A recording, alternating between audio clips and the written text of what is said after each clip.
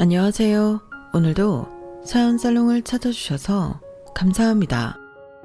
현재 산후조리원에서 아기를 낳고 푹 쉬고 있는 30대 중반 아기 엄마예요. 조리원이 천국이라는 말을 이제야 이해할 것 같아요. 아기 젖줘야 할 때 빼놓고는 간호사분들이 봐주고 새끼 식사와 간식에 세탁, 청소까지 다 해주시니 살면서 이런 호강은 생전 처음 받아봅니다. 요즘엔 아기들을 늦게 낳는 추세라더니 확실히 산후조리원에서 제가 가장 나이든 산모는 아니네요. 큰언니가 아니라서 그나마 다행입니다. 근데 전 난임으로 결혼 후 무려 7년을 마음고생했어요. 아휴, 말이 7년이지. 매달 임신 테스트기 해보며 한 줄이 나올 때의 좌절감이란 이루 말할 수 없었죠. 설상가상으로 악독한 시댁 식구들로부터 받은 스트레스며 공무원으로서 일하며 받은 스트레스까지 더하면 아기 안 생긴 게 수긍이 갈 정도였죠. 다행인지 어쩐지 아기를 낳으면서 시댁 식구들 모두와 인연을 끊기로 했어요. 사실 7년 만에 아기 낳은 것보다 그 망나니 인간들을 안 본다는 사실이 더 기쁠 정도랍니다. 제가 시집와서 그들에게 얼마나 당했길래 그토록 치를 떠는지 상상이 가시나요? 어차피 그들과 연도 끄는 마당에 여러분들께 세세히 다 일러 바치렵니다. 제가 부모님과 생이별을 하고 어렵게 살아온 과거 이야기까지 모두 말이죠. 사연살롱이 기구한 사연들을 함께 하다 보니 이곳 애청자들과는 어느새 내적 친밀감이 많이 쌓여 있네요. 마치 친구와 카페에서 수다 떨듯 제 인생 이야기를 다 풀어내 볼게요. 지금 시작합니다. 저희 가족은 제가 어렸을 때만 하더라도 중산층 이상의 재산을 가지고 풍요롭게 살았어요. 아빠 사업이 꽤 잘 됐던 시절이었거든요. 강남의 정원 딸린 대저택에 개인 경비원을 두었고 운전기사, 가사 도우미, 정원관리사 등등 일하는 사람만 5, 6명이 늘 상주하고 있었죠. 아, 심지어 절 키워주시는 유모 할머니도 있었어요.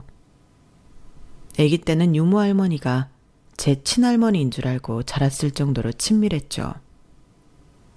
아마 엄마가 체력이 엄청 약한 스타일이라 그랬을 거예요.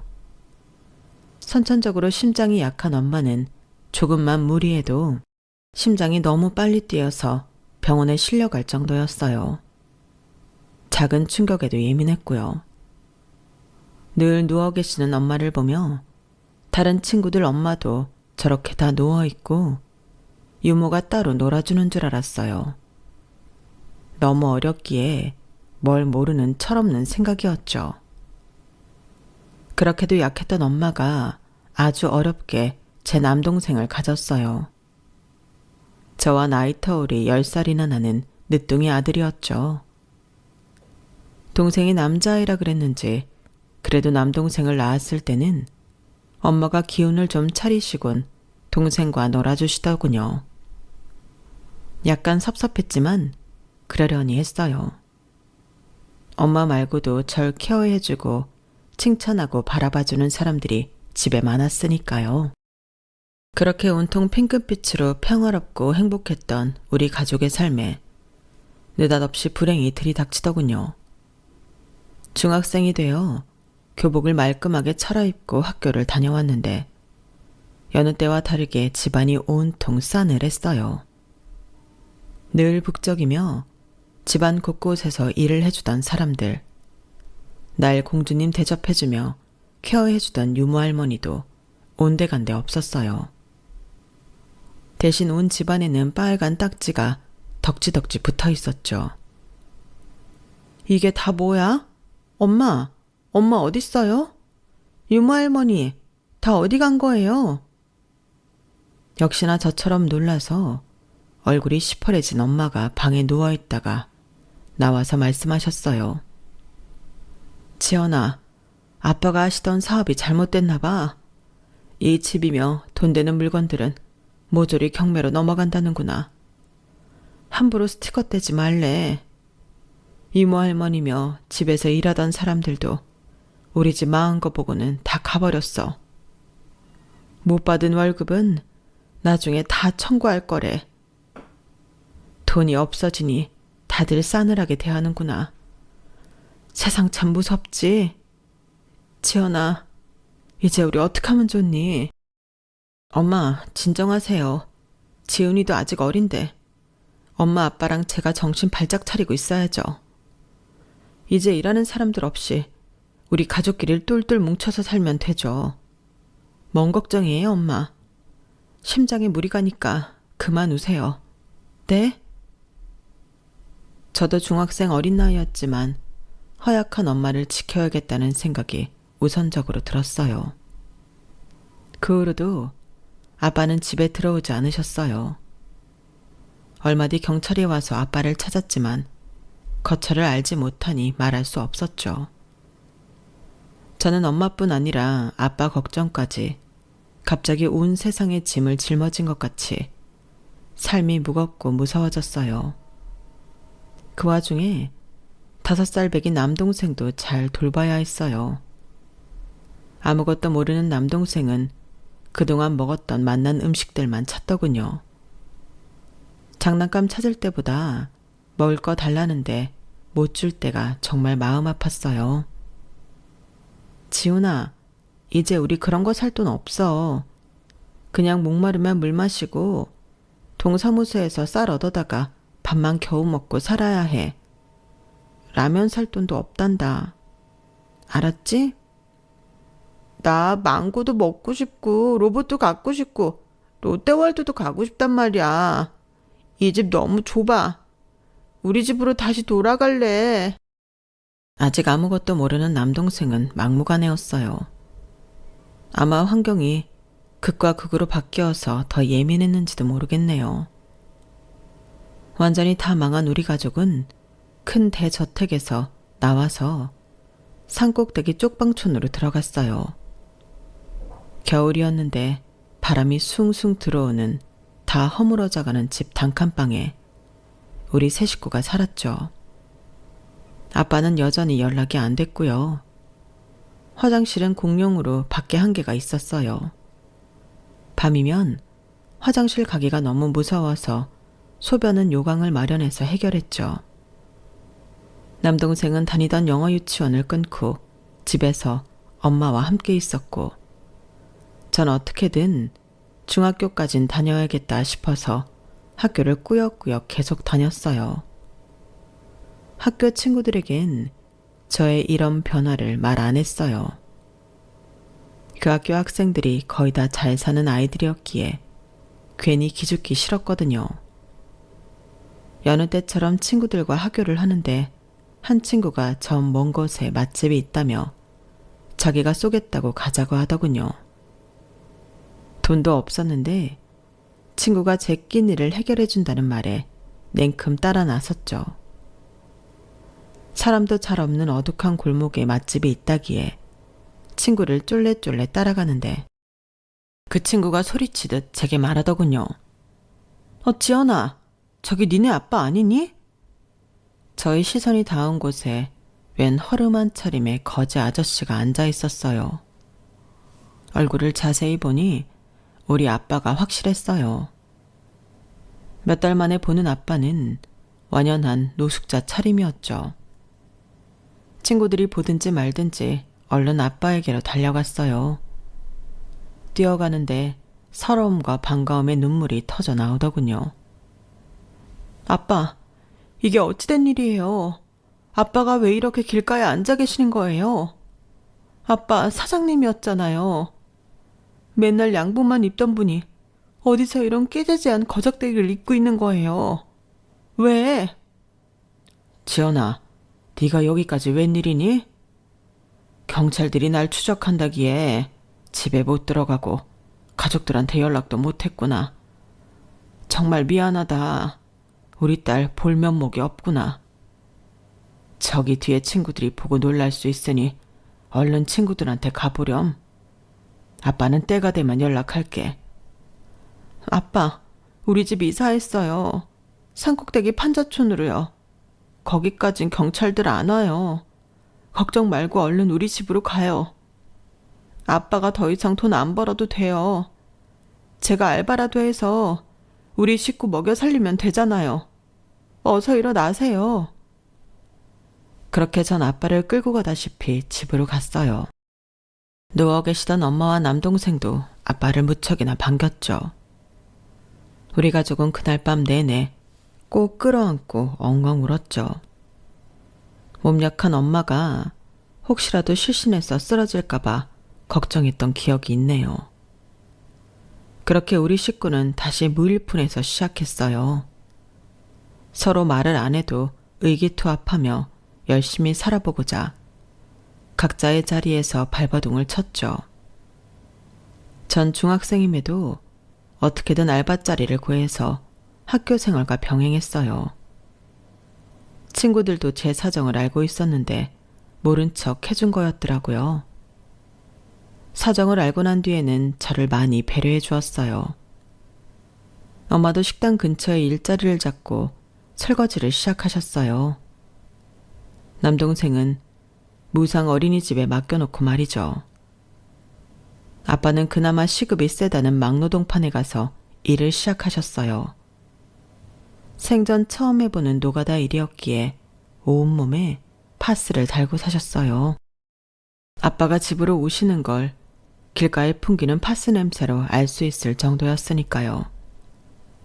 식구들이 다들 참 가엾게 살았어요. 돈이 웬수였죠 뭐. 그동안의 노력이 참 무색하게 그렇게 열심히 살던 우리 가족을 끝끝내 갈갈이 찢어놓은 사건이 발생합니다. 몇 년을 열심히 살며 중노동에 익숙해질 때쯤 우리 가족은 몇 년 만에 바닷가 여행을 가기로 했어요. 지난 3년간 하루도 안 쉬고 달려온 식구들에게 선사하는 셀프 선물과도 같았죠. 차도 없었기에 기차를 타고 갔지만 참으로 설레더군요. 그런데 날씨가 도와주지 않았어요. 나를 잘못 잡았던지 비바람이 거세게 불기 시작했죠. 싸구려 펜션에 이미 입금한 계약금 몇 푼이 아까워 부모님은 취소도 못하셨어요. 일단 도착해서 짐을 풀고 잠시 바닷가로 나가 바다 구경을 했어요. 나름 3년 만에 하는 여행이라며 이제 8살이 된 남동생에겐 로봇 캐릭터가 그려진 새 신발까지 사주었죠. 무척이나 소중하게 여기던 그 신발이 바닷물에 휩쓸려 가버리자 남동생은 그 신발을 잡겠다며 바닷물 속으로 풍덩 빠져버리더군요. 안 돼, 지훈아. 그 신발 그냥 떠내려가게 냅둬. 어서 달려나와. 바닷물이 계속 밀려오잖아. 누나, 나 이제 초등학교 입학했으니 수영도 잘해. 신발 꺼내올 테니 나 잘 봐. 그게 동생의 마지막 말이었어요. 엄마, 아빠, 빨리 이쪽으로 오세요. 지훈이가 바닷물에 휩쓸려 가요. 얼른요. 우리 가족이 다 바닷물에 빠져 지훈이에게 전력으로 헤엄쳐갔지만 급속도로 불어나는 파도에 지훈이는 흔적도 없이 사라져버렸어요. 119를 부르고 경찰이 오고 아무리 난리를 치고 사람들이 모여도 그 어린 8살짜리 꼬마 하나 구하지 못했죠. 남겨진 우리 가족은 다 죄인이었어요. 너무 큰 슬픔과 상실감에 숨쉬기조차 어렵더군요. 저와 아빠는 장례식장에서 미친 사람 마냥 엉엉 울었지만 심장 약한 우리 엄마는 시퍼레진 얼굴로 좀비처럼 다녔어요. 그러더니 엄마는 늦둥이 막내 장례식을 마친 후 3일 만에 심장마비로 돌아가셨어요.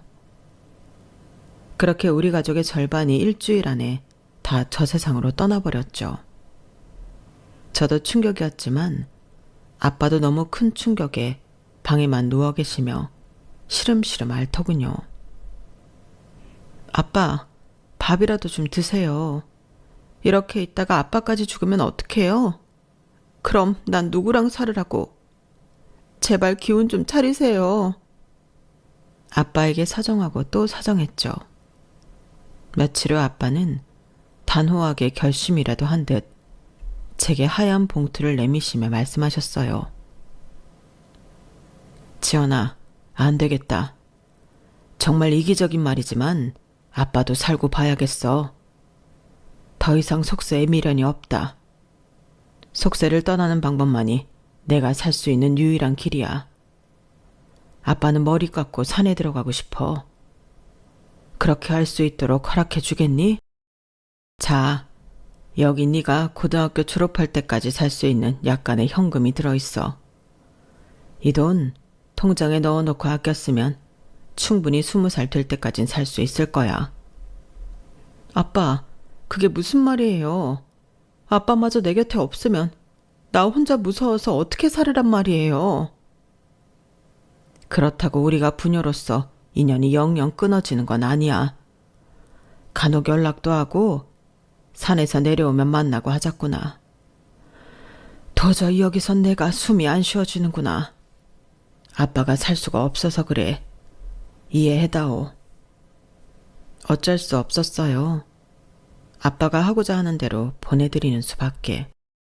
그 상황에서 제가 할 수 있는 건 없었죠. 완전히 혼자가 되니 오히려 독하게 고등학교도 다니고 공부도 열심히 하고 야무지게 생활했던 것 같아요. 시간을 진짜 빈틈없이 썼어요. 남는 시간이 있으면 가족이 보고 싶어 미쳐버릴 것 같았거든요. 고절로 공무원 시험에 응시할 수 있는 전형을 찾아 대비했어요. 그 결과 고등학교 졸업과 함께 공무원으로 일하며 밥 벌어먹고 살 수 있었죠. 저에겐 최선의 선택이었어요. 이제 드디어 먹고 살 걱정 안 해도 됐으니까요. 공무원이 되고 나서도 열심히 일했어요. 한창 이쁠 20대였지만 연애 따윈 꿈도 꾸지 않고 앞만 보고 달렸죠. 덕분에 조직 내에서도 인정을 받았답니다. 그렇게 한 7년 정도 공무원으로 전력 질주하니 살짝 번아웃이 오기도 하더군요. 나에겐 아주 익숙한 일을 1도 모르는 신입사원들이 들어오면 내 업무도 바빠 죽겠는데 자꾸 물어보니 짜증이 나더라고요. 선배님, 이 건은 어떻게 처리해야 할까요? 말국 씨, 그래도 사회 경험 좀 있다고 들었는데 이 정도 컴퓨터 문제 갖고 저한테 물어보시는 거예요? 지금 제 책상에 쌓여있는 서류 안 보이세요? 저거 오늘 내로 다 제가 처리해야 하는 업무예요. 하루에 12번도 더 물어보시니 제 업무는 뒷전이고 말국 씨 업무만 제가 다 해드리는 것 같네요. 죄송합니다만 이 건은 다른 분께 여쭤보시는 게 좋을 것 같아요. 좀 냉정하게 들리겠지만 이렇게라도 제 업무할 시간을 확보해야 했어요. 나보다 나이는 1살 많은데 중소기업 다니다가 공무원 시험 쳐서 들어온 강말국. 이 남자 신입은 진짜 하루에도 20번, 30번씩 물어보니 정신이 없더라고요. 그래도 탁 쏘아붙이고 나니 좀 미안해서 점심 사주며 슬쩍 떠봤어요. 말국 씨, 아까 물어봤던 건 다른 분께 물어봐서 잘 처리했어요? 아, 저 이런 말씀 좀 그렇지만 실은 선배님께 물어봤던 것 중 이미 아는데 일부러 질문했던 것도 좀 있습니다. 전 황당했어요. 뭐 이런 남자가 다 있나 싶었죠. 네? 그게 무슨 말씀이세요? 아니, 직장 업무가 장난도 아니고 금쪽 같은 업무 시간에 그냥 한번 물어봤다고요? 선배인 내가 아나 모르나 테스트라도 해본 거예요? 아, 그게 아니고요. 제가 28살 먹도록 못소린데 당최 관심 있는 여성에게 어떻게 접근해야 하는지 몰라서요. 이렇게 한마디라도 더 말 붙여 보고 싶었습니다. 죄송합니다, 선배님. 관심이요? 나한테 관심이 있다고요? 지금 날 여자로 생각하는 거예요? 그 남자 신입은 귀까지 빨개지더군요. 고백 타이밍이 좀 안 좋았죠. 공무원 시험보다 100배는 더 어려운 것 같아요. 그래도 지금은 속이 시원하네요. 이제 선배님께서 제 마음을 알긴 했으니까 말이죠. 사람 좋은 웃음을 지으며 나머지 국밥을 싹싹 긁어먹는 강말국. 이 남자를 보며 저도 따라 웃게 되더군요. 사실 못소린 건 저도 마찬가지였죠. 27 먹도록 연애 경험이 없었으니까요.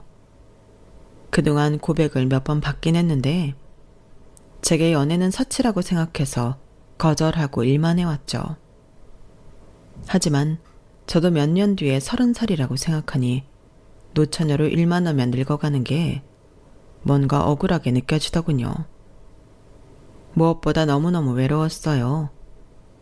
가족도 없이 원룸에서 혼자 사는 일이 뼈에 사무치게 외로워서 울기도 많이 울었네요. 그러던 와중에 이런 엉뚱한 고백을 받게 되니 오히려 신선하게 다가왔어요. 가슴이 콩닥거리기도 하더군요. 그 후로 직장에서 강말국 이 남자가 조금씩 달리 보이기 시작했어요. 서로 폰 번호는 이미 알고 있으니 사적으로 연락을 주고받기도 했죠. 직장에서 볼 때마다 가슴이 폭발할 것 같아서 안 되겠어요. 그냥 사귀어 주시면 안 될까요, 지연 씨? 이젠 뭐 될 대로 되라 이건가요, 말국 씨? 저한테 대놓고 지연 씨라고 부르시네요. 아, 그럼 다시 선배님이라고 부를까요? 아니에요. 저도 남자 사귀어 본 경험이 전무해서 처음 사귀는 걸 어떻게 시작해야 하는지 서툴러서 삐걱대는 거예요. 근데 뭐 얼마나 어렵겠어요. 까짓거 사귀어 보죠 뭐. 그렇게 우린 서로의 첫사랑이 되었어요. 워낙 진중하고 착한 남자여서 사귀고 난 후로는 제가 남친에게 더 푹 빠졌던 것 같아요. 암묵적으로 우리 둘은 서로에게 첫사랑이자 마지막 사랑이 되기 위해 결혼까지 염두에 두고 만났죠. 당연히 가족 얘기까지 서스럼 없이 다 꺼냈어요. 진짜 하나도 빼놓지 않고 다 말이죠. 특히 제가 살아온 얘기를 들은 그는 절 너무 불쌍히 여기며 펑펑 울더군요. 지연아, 아니 요즘 세상에 이렇게 기구한 팔자의 아가씨가 다 있단 말이야? 그래도 야무지고 단단하게 살아줘서 정말 고마워. 나처럼 암약한 사람은 아마 삐뚤어져 나갔을 거야. 배경을 알고 나니 지연이가 180도 달라 보인다. 진짜 대단해. 그럼 아버님이랑은 아예 연락이 안 되는 거야? 그치? 내 인생 이야기로 영화 한 편 만들어도 되겠지. 나도 내가 참 대견해. 고독하고 힘들고 배고프던 시절을 잘 견뎌낸 것 같아. 하늘에서 엄마와 우리 남동생이 보면 뿌듯해 하실 거야. 우리 아빠는 몇 년에 한 번 전화만 오는 정도야. 그래서 내가 번호를 절대 안 바꾸고 있지 뭐. 근데 자기 삶도 녹록치 않았을 것 같아. 형이 명문대 의대생이고 어렸을 적부터 공부를 잘해서 엄청나게 차별당하고 자랐다고? 차별이라기보다 부모님이 그냥 나한테 관심이 별로 없으셔. 형하고는 사이가 아주 나쁜 편은 아닌데 부모님하고는 오히려 대면대면한 사이지. 근데 성인이 되니 편해. 간섭도 안 하시니까. 아마 자기랑 결혼한다고 해도 크게 관심 안 가지실 거야. 둘이 알아서 잘 살라고 하실 듯. 의대생 형이 결혼한다고 하면 꼼꼼히 다 따지시겠지만 말야. 어려서부터 공부 잘하는 형과 다르게 차별받고 자란 남친이 불쌍했어요. 하지만 결혼에 간섭을 안 하실 거라는 얘기를 들으니 좀 안심이 되더군요. 제가 안정적인 직업인 공무원이라는 것 빼고는 어느 하나 내세울 조건이 없잖아요. 집안이 잘 사는 것도 가정이 화목한 것도 아니기에 괜히 주눅 들었었거든요. 어쨌든 우리 커플 사이에 스멀스멀 결혼 얘기가 나왔고 예비 시부모를 한번 찾아뵙기로 했어요. 전 가족이 없으니 그게 상견례나 다름없었죠. 산전수전 다 겪은 저이기에 딱히 긴장되지 않을 것 같았는데 공무원 면접 때보다 100배, 1000배 떨리더군요. 수전증도 없던 저는 물을 마시는데 물잔이 이빨에 딱딱 닿을 정도로 떨고 있었죠. 예비 시부모들에게 푸대접을 받기 전까진 말이죠. 야, 그럼 너 그냥 고아인 거지? 니네 엄마랑 남동생은 일찍이 죽고 아빠는 머리 깎고 산으로 들어갔다며. 뭐 딱히 재산도 없을 거고 니네 무슨 돈으로 신혼 시작하려고 그러냐? 결혼하겠다고 덤빌 때는 뭔가 건덕지가 좀 있어야 할 거 아니야? 보아하니 쌍판떼기로 남자 꽤나 후리고 다녔을 것 같은데 혹시 내 아들한테 임신 공격이라도 한 거냐? 지금 애 뱉냐고. 예비 시모의 쌍스러운 첫마디에 머리를 망치로 맞은 것 마냥 띵 하더군요. 근데 하도 별일을 다 겪어봐서 그런지 오히려 이런 상황에 오니 뭔가 맷집이 생기는 느낌이었어요. 떨리던 손이 차분해지고 눈 똑바로 뜨고 제 할 말 하게 되더군요. 어머님, 초면에 지금 저한테 뭐라고 하신 거예요? 그게 예비 며느리한테 할 소린가요? 제가 원래 예의 없는 사람이 아닌데 저도 긴장이 확 풀어지네요. 고아요? 남자를 흐리고 다녀요? 무슨 말씀을 그렇게 하시나요? 정말 기분 안 좋네요. 야, 아들아. 여자 하나 제대로 데리고 왔구나. 어차피 네가 데리고 살 여자애니까 뭐 상관은 안 한다만 성깔 죽이는데? 어른한테 감히 고개 빳빳이 쳐들고 따지고 들어? 야, 됐고 이 종이 받아라. 거기에 네가 시집 올 때 해와야 할 혼수 목록 아주 상세히 다 적어놨다. 내 모피 사이즈며 색상, 브랜드, 원하는 기장까지 다 적어놨으니 교환 가능한 백화점에서 사도록 해. 혹시라도 마음에 안 들면 내가 가서 직접 바꿀 거니까. 싸구려 인터넷에서 사지 말고 백화점 가서 정품으로 사란 말이다. 알아먹었냐? 가전들도 독일제로 사도록 해. 튼튼하고 고급지고 좋더라 아주. 옆에서 진땀 흘리고 있던 남친이 드디어 중재에 나서더군요. 엄마, 저희 결혼하는데 한 푼 안 보태주신다면서요. 근데 웬 혼수 목록이 이렇게 길어요. 이거 살려면 1억도 넘게 들겠어요. 지연이와 저 그동안 벌어놓은 돈 반반씩 보태서 소박하게 시작할 거예요. 1.5룸 반전세 신혼집으로 잡아놨어요. 가전 다 들어갈 공간도 없다고요. 우리 집도 뭐 보잘것없는데 뭘 이런 걸 요구하세요? 야, 둘째야. 우리 집이 왜 보잘것없는 집안이냐? 네 형이 무려 서울대 의대 다니고 있는 집안이란 말이다. 서울대 의대 아무나 가냐? 이건 대통령보다 더 잘난 거야. 그렇게 좋아하시는 의사형 결혼할 때 이 혼수 다 받으시면 되겠네요. 목록 다시 가져가세요. 청첩장 나오면 드릴 테니 결혼식에 시간 마서 삼척이나 해주세요. 아버지도요. 저희 이만 일어납니다. 그렇게 상견례 자리는 대참사로 끝이 났죠. 신경 쓰지 말라는 남친 말만 믿고 결혼식을 진행했고 1.5룸 좁은 집에서 신혼을 시작했어요. 그래도 이제 내 곁에 누군가 함께하며 같은 집에서 밥도 같이 먹을 수 있다는 게 너무 좋았어요. 진짜 식구를 되찾은 느낌이었어요. 아주 옛날에 하늘로 떠나보낸 식구들 말이죠. 그렇게 신혼의 단꿈에 젖어 행복하게 지내고 있었는데 그놈의 시댁에서 하나 둘씩 사건이 터지기 시작하더군요. 쿵쾅. 주말 저녁 갑자기 누가 우리 신혼집 문을 두드리더군요. 빼꼼히 열어봤더니 시모가 질질 짜면서 문 앞에 서 있었어요. 여행 가방과 함께 말이죠. 남편도 놀란 눈치였어요. 엄마, 연락도 없이 웬일이세요?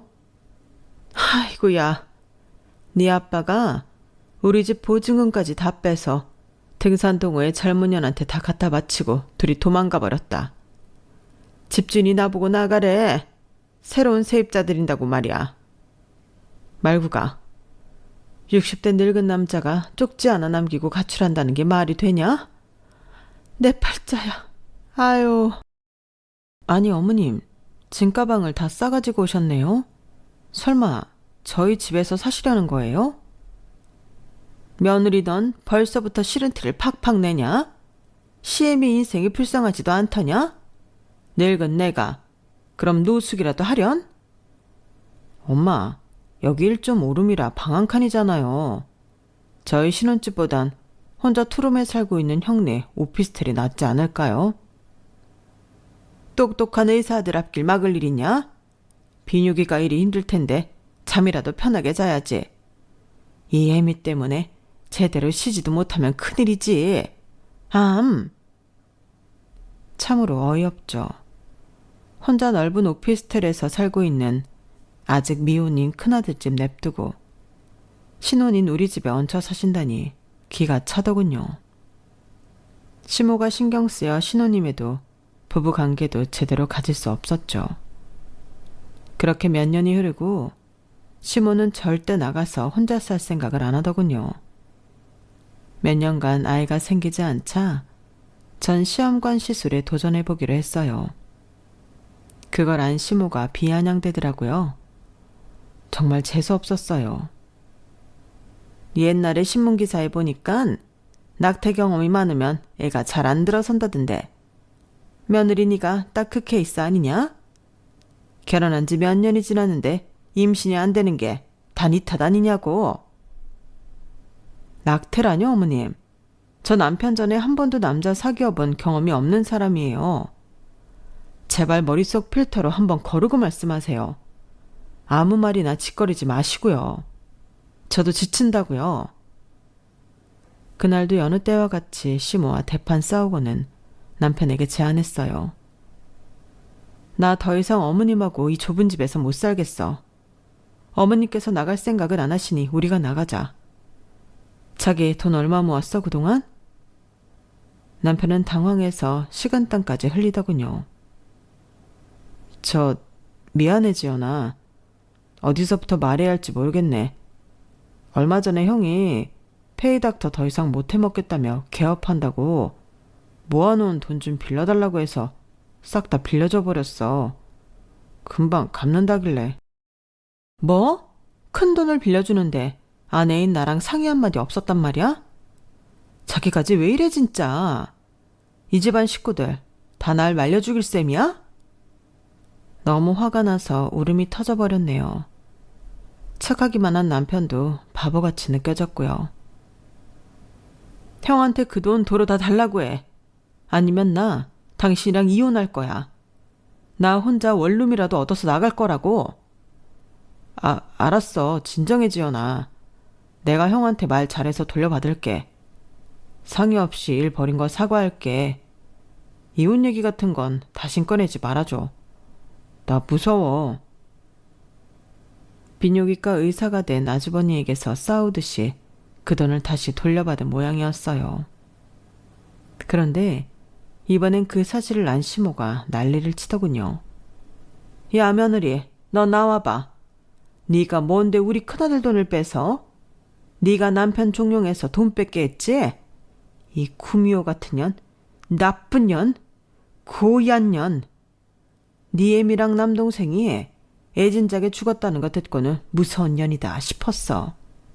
네가 기운이 살기가 있어서 네 주변 사람들이 그렇게 다 죽어나간 거야. 재수없는 년 같으냐고? 어머님, 지금 뭐라고 씨부리는 거예요? 진짜 살기가 어떤 건지 한번 보여드려요? 전 너무 열받아서 우리 집 집기며 부엌 살림들을 다 때려 부셔버렸어요. 그리고는 제 짐을 대충 싸갖고 집을 나왔죠. 남편이 호들갑스럽게 따라 나오더군요. 지연아, 진짜 미안해. 우리 엄마가 큰형 관련돼서는 엄청 예민해서 그래. 미안할 거 없어. 나 더 이상은 이렇게 못 살아. 선택해. 저 집에서 당신 엄마랑 살 건지 나랑 원룸 가서 살 건지. 남편은 본인 짐도 챙겨 나오겠다고 잠깐만 기다리라고 하더군요. 그렇게 원룸에서 제2의 신혼생활이 시작되었죠. 하지만 임신은 번번이 실패했어요. 그렇게 몇 년이 또 흐르고 의사인 아주버니가 같은 의사인 여자를 만나 이미 임신까지 해서 결혼을 한다더군요. 나보다 빨리 임신했다니 약간은 질투심도 생겼어요. 아주버니보다 10살 이상 연하였던 형님은 당연히 저보다 나이가 어렸어요. 그런데 처음부터 대뜸 반말을 해대며 말을 놓더라고요. 본인이 여의사라는 사실과 제가 고졸이라는 것을 묘하게 들먹이며 사람 기분 나쁘게 하기 일쑤였죠. 동서, 나보다 나이 많지만 내가 손이 형님이니 말 편하게 할게. 나 의사라서 에브리데이가 바쁜 사람이니까 앞으로 집안 제사 같은 건 동서가 일임해서 지내도록 해. 이 집안에 모시는 조상이 많아서 제사도 많이 지낸다며? 게다가 난 임신까지 하신 귀한 몸이잖아. 아참, 동서는 7년째 애가 안 들어서고 있다며? 어머, 어쩜 그렇지? 동서 관상 보아하니 복이 좀 없어 보이긴 한다. 이 집안 사람들은 내 남편 빼고 막말하는 게 국룰인가? 복이 없다니. 아직 결혼식도 안 올린 예비 며느리가 예비 동서한테 그렇게 아무 말이나 해댑니까? 의사면 다 해요? 배운 사람이면 배운 사람답게 행동하세요. 저도 질 순 없었어요. 싸가지 없는 사람에겐 싸가지 없게 나가야 하는 게 인지상정이죠. 시모는 본인이 원하는 며느리상에 못 미치지만 그토록 좋아하는 큰아들이 데려온 며느리감이기에 눈에 띄게 좋아하는 게 느껴졌어요. 절 대할 때와는 180도 다르게 말이죠. 아주버니 부부는 호화로운 최고급 호텔 결혼식을 올리고 청담동 아파트에서 월세 1,000만 원짜리에서 신혼을 시작하더군요. 안 부럽다면 거짓말이지만 둘 다 의사이고 돈벌이가 좋으니 그러려니 했죠. 시모는 소중히 여기는 의사 아들이 속도 위반으로 결혼하고 애까지 낳자 그쪽에 신경 쓰느라 절 괴롭히는 걸 까먹은 듯 했어요. 덕분에 마음이 편해서 그랬는지 시험관에 드디어 성공해 저도 임신을 하게 되었어요. 여보, 드디어 2줄이야. 우리 지난 7년간 한 번도 2줄 못 봤잖아. 이게 꿈이야, 생시야? 여기 와서 임신 테스트기 좀 봐봐. 남편도 기뻐서 미친 듯이 날뛰더군요. 정말? 지연아, 너무 고마워. 드디어 우리 아기를 갖게 된 거야? 하늘이시여, 감사합니다. 제 임신 소식을 듣고는 많은 사람들이 축하해 주었어요. 그 중에는 저와 친자매처럼 지내던 친구 가연이도 있었죠. 지연아, 정말 축하해. 이렇게 오랜만에 얼굴 보며 기쁜 소식 함께 할 수 있어서 너무 좋다. 내 남편이 산부인과 의사인데 그동안 지방에서 근무하느라 별로 도움도 못 되고 미안했어. 이제 나도 서울로 완전히 이사 왔으니 자주 보자. 에이, 가연아, 그게 무슨 소리야. 내가 민망해서 니네 남편 산부인과에 다닐 수나 있겠니? 그건 그렇고 뭐하러 우리 시아주버니 축의금까지 나한테 챙겨줘. 됐어. 별로 사이도 안 좋은 시댁 식구들 경조사까지 친구인 네가 챙길 필요 없어. 이 돈 다시 넣어도. 아니야. 네가 내 친자매나 다름없는데 그래도 예의가 아니지. 근데 니네 시아주버니 미모의 여의사랑 결혼했다며? 그것도 최고급 호텔에서 말이야. 사진 있어? 결혼식 날 사진 좀 보자. 전 친구 가연이에게 아주버니의 화려했던 결혼식 사진을 보여줬어요.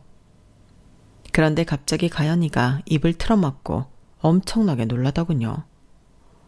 뭐야, 이 여자? 얘가 왜 또 여기서 이러고 있어? 평소 욕도 잘 안 하던 친구가 거친 욕을 섞어가며 거품을 물더군요. 왜 그래, 가연아? 우리 형님이야. 얼굴은 예쁘지 뭐. 혹시 너 아는 사람이야? 이 여자가 자기가 의사라고 해? 내 남편 지방에서 산부인과 할 때 이 여자가 간호조무사로 카운터 보고 있었는데 반반한 얼굴로 산부인과에 같이 온 산모 남편들 꼬셔서 바람 피우고 돈 뜯어내고 한 게 한두 번이 아니었어. 나중에 밝혀진 것만 7건이더라고.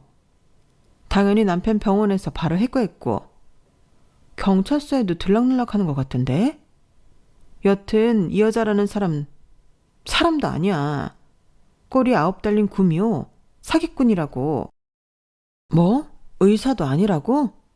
속도 위반으로 시집와서 지금 아이 낳고 전업주부로 있긴 해. 의사 면허를 왜 썼기나 했더니 애초에 의사도 아니었구나. 그런 주제 날 그리도 무시하고 모욕 주고 난리도 아니었다니. 전 너무 충격이었어요. 감옥에나 갈 법한 사기꾼이 내 형님으로 들어와서는 나이도 나보다 어린 게 온갖 갑질을 해대다니. 대체 이 사실을 언제 어떻게 시댁 식구들에게 말해야 할지 갈피도 못 잡겠더군요. 일단 이번 주말 시댁 제사에 가서 타이밍을 살피기로 마음먹고는 남편에게도 얘기하지 않았어요. 일단 어렵게 한 임신이기에 최대한 안정을 취하고 좋은 생각만 하고 싶었어요. 가끔씩 혈흔이 비쳐서 혹시라도 유산될까봐 엄청 조바심 내고 있었거든요. 시댁 제사 당일, 우리 첫 번째 신혼집이었고 현재 시모 혼자 살고 있는 1.5룸으로 일단 여자들만 모였죠. 새벽부터 장보고 음식을 준비해야 했으니까요. 내가 분명히 7년 만에 임신이 돼서 최대한 조심해야 한다고 말했음에도 불구하고 시모와 형님은 아랑곳 않고 저한테만 일 시키기 바빴어요. 여자가 셋인데 왜 저만 일하는 거죠? 야, 난 늙어서 무릎이 아파 일 못하고 네 형님은 아기 돌보느라 정신없는 거 안 보이냐? 여기서 멀쩡한 사람 너뿐인데 네가 일해야지 누가 하냐? 안 되겠다 싶더군요. 이따 저녁에 일 마치고 남편과 시아주버니가 합류하면 그때 터뜨리려고 마음 먹었죠. 저녁 시간이 되어 제사상 차리기가 거의 마무리되었는데 그날 너무 무리했는지 하혈을 하기 시작했어요. 옅은 색 바지를 입었는데 빨갛게 물들 정도였죠. 너무 무서웠어요. 남편을 불렀죠. 여보, 얼른 119 불러. 병원 응급실로 가봐야겠어. 이렇게 하혈을 많이 한 적은 없었는데 우리 애기 잘못되는 거 아니야? 지연아, 119 바로 불렀으니 구급차 곧 올 거야. 일단 누워있자. 지갑이랑 핸드폰만 챙겨서 응급실로 같이 가자. 옆에서 상황을 지켜보던 형님이 눈을 셀쭉이며 할마디 하더군요. 동서.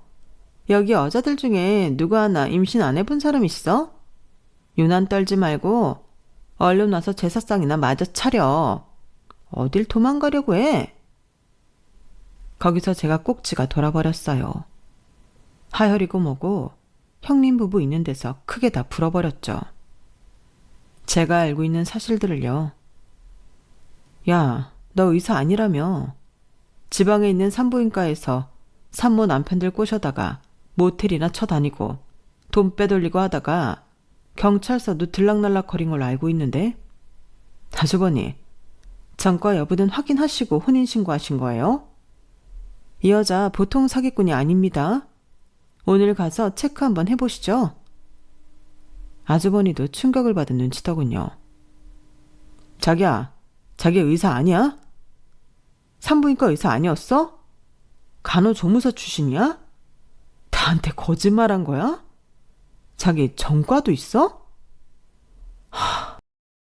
내가 내일 당장 조회해봐야겠네. 이게 다 사실이야? 의사 면허 좀 보여줘봐 어디. 여보, 나 실은 그냥 조무사야. 근데 우리가 사랑하고 아기까지 낳았는데 그게 뭐가 중요해. 날 있는 그대로 사랑해서 아기 낳은 거 아니야? 내가 여의 살고 하니까 좋았던 거야? 야, 이 미친년아. 그런 기본적인 걸 다 속여먹었단 말이야? 사기꾼이 따로 없네. 저 아기, 내 맞아? 어쩐지 날 닮은 구석이 하나도 없다 했더니 날 밝으면 유전자 검사도 해봐야겠어. 엄마, 나 일단 호텔에 가서 머리 좀 식힐게요. 이 사기꾼 옆였네야. 일단 넌 집에 가 있어. 내일 다시 얘기하자고. 시모도 놀라기 마찬가지였죠.